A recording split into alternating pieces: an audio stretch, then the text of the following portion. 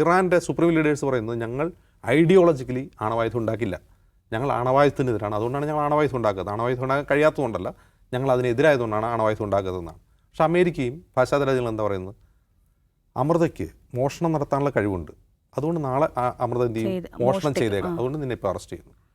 ഇതാണ് യൂറോപ്യൻ രാജ്യങ്ങളുടെയും അമേരിക്കയുടെയും നിലപാട്. ആ നിലപാടിൻ്റെ ഭാഗമായി വലിയ സമ്മർദ്ദത്തെ തുടർന്ന് അവരെന്ത് ചെയ്യുന്നു, ഒരു ആണവ കരാറിൽ ഒപ്പിട്ടു അമേരിക്കയും 7 വൻ ശക്തി രാഷ്ട്രങ്ങളുമായി. ആ കരാർ ഒപ്പിട്ടതിനെക്കുറിച്ച് ട്രംപ് എന്താ പറഞ്ഞാൽ, ആ കരാർ പറ്റില്ല, ആ കരാറിൽ നിന്ന് ഞാൻ പിന്മാറുകയാണ്. അമേരിക്ക പിന്മാറിയതിന് ശേഷം വീണ്ടും അവർക്ക് മേൽ ഉപരോധം ഏർപ്പെടുത്തി. ഇതെന്തൊരു കൂത്താണ്!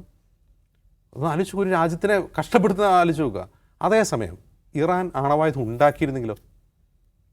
ഇപ്പോൾ ഈ എതിർപ്പിനിടയിൽ ഇറാൻ ഒരു ആണവായുധം ഉണ്ടാക്കിയിരുന്നെങ്കിൽ ഒരുപക്ഷേ ഇറാനിപ്പോൾ ഒരു പ്രശ്നം ഉണ്ടാവില്ലായിരുന്നു, അവിടെ ഒരു പ്രൊട്ടസ്റ്റും ഉണ്ടാവില്ലായിരുന്നു, ഒരു കുഴപ്പമുണ്ടാവില്ലായിരുന്നു. അതിന് ഏറ്റവും നല്ല ഉദാഹരണമാണ് ഉത്തര കൊറിയ. അപ്പോൾ അമേരിക്കയെ സംബന്ധിച്ച് വലിയ പ്രശ്നമുള്ള രാജ്യമാണ്. അവർ കമ്മ്യൂണിസ്റ്റാണെന്ന് അമേരിക്ക ആക്ഷേപിക്കുന്നു, അവിടെ ഏകാധിപത്യ കുടുംബം ഭരിച്ചുകൊണ്ടിരിക്കുന്നു, അവരിൽ ആണവായുധമുണ്ട്.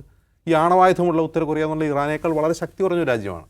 ഇറാനുമായി നോക്കുമ്പോൾ വലിപ്പത്തിലും സൈനിക ശക്തിയിലേക്ക് വളരെ ശക്തി കുറഞ്ഞ രാജ്യമാണ് ഉത്തര കൊറിയ.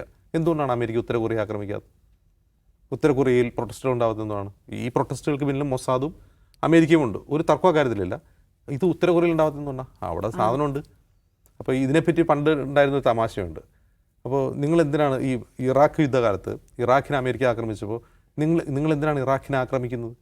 അവിടെ കൂട്ട നശീകരണ ആയുധങ്ങളുണ്ട്, അതുകൊണ്ടാണ് ഞങ്ങൾ ആക്രമിക്കുന്നത്. എന്നാൽ പിന്നെ നിങ്ങൾ ഉത്തര കൊറിയ എന്തുകൊണ്ട് ആക്രമിക്കുക? അവിടെ അത് ശരിക്കും ഉണ്ട്, അതുകൊണ്ട് ആക്രമിക്കുന്നില്ല. മറ്റിടത്ത് ഉണ്ടെന്നുള്ള വാദത്തിൽ ആക്രമിക്കുന്നു, അവിടെ അത് ശരിക്കും ഉണ്ട്. അപ്പോൾ ആക്രമിക്കാൻ പോയാൽ പണി തിരിച്ചു കിട്ടും.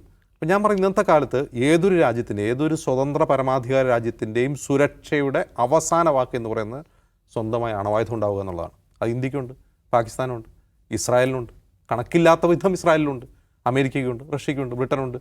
അപ്പോൾ അത്തരം ആണവായുധങ്ങൾ കുറേ രാജ്യങ്ങൾ കൈവശം വയ്ക്കുകയും മറ്റു ചില രാജ്യങ്ങൾക്ക് അതില്ലാതിരിക്കുകയും ചെയ്യുന്നത് ഭൂലോകമണ്ഡത്തരമാണ്. സ്വന്തമായി നിലനിൽക്കുക, അവരുടെ സ്വതന്ത്ര പരമാധികാരത്വം നിലനിർത്തുക എന്നുള്ളത് എൻ്റെ ഏറ്റവും കുറഞ്ഞ ഉപാധി എന്ന് പറഞ്ഞാൽ സ്വന്തമായി അണവായുധം ഉണ്ടാവുക എന്നുള്ളതാണ്. അതില്ലാത്ത എല്ലാ രാജ്യങ്ങളിലും ഇതുള്ള ആൾക്കാർ കയറിക്കളിക്കും. അതിൻ്റെ ഏറ്റവും നല്ല ഉദാഹരണമാണ് ഇപ്പോൾ ഇറാനിൽ നടക്കുന്നത്.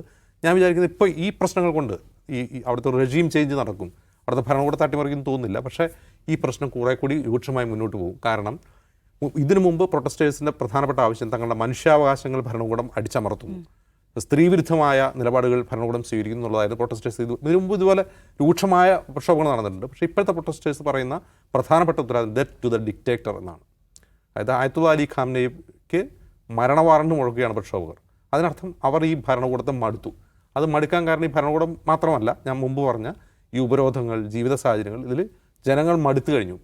ഇപ്പോഴുള്ള ഭരണകൂടത്തിന് പകരം ഒരു സെക്യുലർ ഡെമോക്രാറ്റിക് ഭരണകൂടം വരണമെന്ന് പല പ്രൊട്ടസ്റ്റേഴ്സും ആഗ്രഹിക്കുന്നു, ആവശ്യപ്പെടുന്നു. അത് ഇനിയും തുടരാൻ സാധ്യതയുണ്ട്. കാരണം ഈ ഉപരോധം നീളും തോറും അത് തുടരാൻ സാധ്യതയുണ്ട്.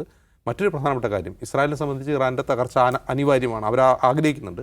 അമേരിക്കയെ സംബന്ധിച്ചും ഇപ്പോൾ ഇറാൻ പോലുള്ള പ്രൊട്ടസ്റ്റ്, വെനസ്വേല ഒന്ന് കഴിഞ്ഞു, കാരണം വെനസ്വേല പോലെ തന്നെ ഇറാനിലൊരു പ്രൊട്ടസ്റ്റ് അവരും ആഗ്രഹിക്കുന്നുണ്ട്. ട്രംപിനെ സംബന്ധിച്ച് വ്യക്തിപരമായി അമേരിക്കയിൽ കഴിഞ്ഞ ഒരു മാസമായി നടന്നുകൊണ്ടിരിക്കുന്ന എപ്സ്റ്റീൻ ഫയൽ എന്ന് പറയുന്ന ഒരു ഭൂതത്തിൽ നിന്ന് അവിടുത്തെ ജനങ്ങളുടെ ശ്രദ്ധ തിരിക്കലും അവരുടെ ആവശ്യമാണ്. അതിൻ്റെ ഒരു പാർട്ടായിരുന്നു വെനസ്വേല, അതിൻ്റെ സെക്കൻഡ് പാർട്ടാണ് നമ്മൾ ഇറാനിൽ കണ്ടുകൊണ്ടിരിക്കുന്നത്.